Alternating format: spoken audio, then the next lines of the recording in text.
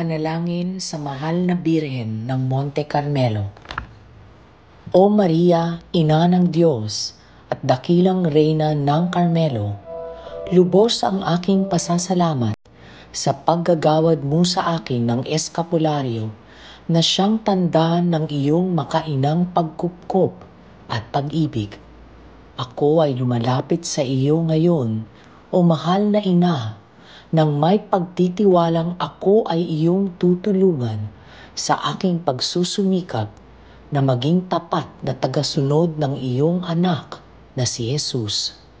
Lagi mo akong akayin upang aking masundan ang iyong paanyaya na ako ay mabuhay sa kabanalan at nang sa ganun ang aking buhay ay maging kalugod-lugod sa harap ni Kristong ating Diyos.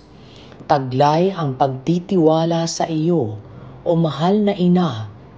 Ako ay nangangakong magsusumikap, maging tapat na disipulo ng iyong anak sa pamamagitan ng pagtulad sa ginawa mong pag-aalay ng sarili upang masunod ang kalooban ng Diyos sa iyong buhay. Ako ay naninikluhod sa iyong harap, o Mahal na Ina ng Carmelo, at sumasamong ako ay iyong laging pakaingatan at ilayo sa anumang panganib at kasamaan. Ikaw ang lagi naming tatawagin sapagkat alam naming nababatid mo ang aming pangangailangan at mga hinaing. O Mahal na Ina ng Carmelo, dinggin mo ang aking mga panalangin, lalong-lalo ang intensyong ngayoy aking hinihiling. Ang eskapularyong nawang suot ko na sagisag ng iyong paggabay sa akin ang siyang magiging paalala upang ako ay laging maging tapat sa iyo at sa iyong anak na si Jesus. Lingapin mo ako, o Mahal na Ina, habang ako ay nabubuhay upang ang mga biyayang aking hinihingi ay aking makamtan. At sa oras ng kamatayan, akayin mo ako at ihatid sa iyong anak na si Jesus. Maria, Ina ng Carmelo, ipanalangin mo kami upang kami maging marapat makinabang sa mga pangako ni Kristong aming Panginoon.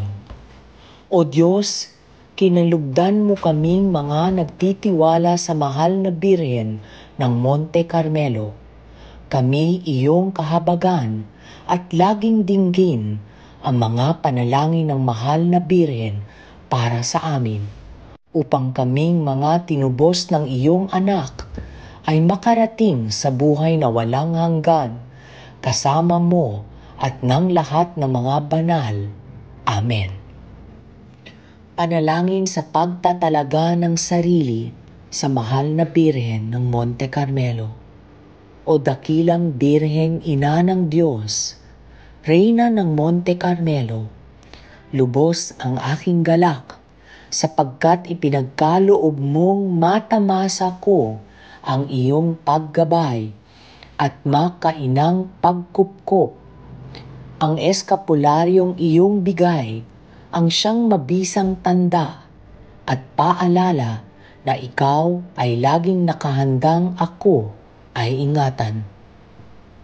Bilang pagkilala sa iyong walang maliw na pag-ibig sa akin, hayaan mo, o aking Ina, na ipahayag ko ngayon ang pagnanais ng aking puso na maitalaga ko ang aking buong sarili sa iyong kalinis-linisang puso.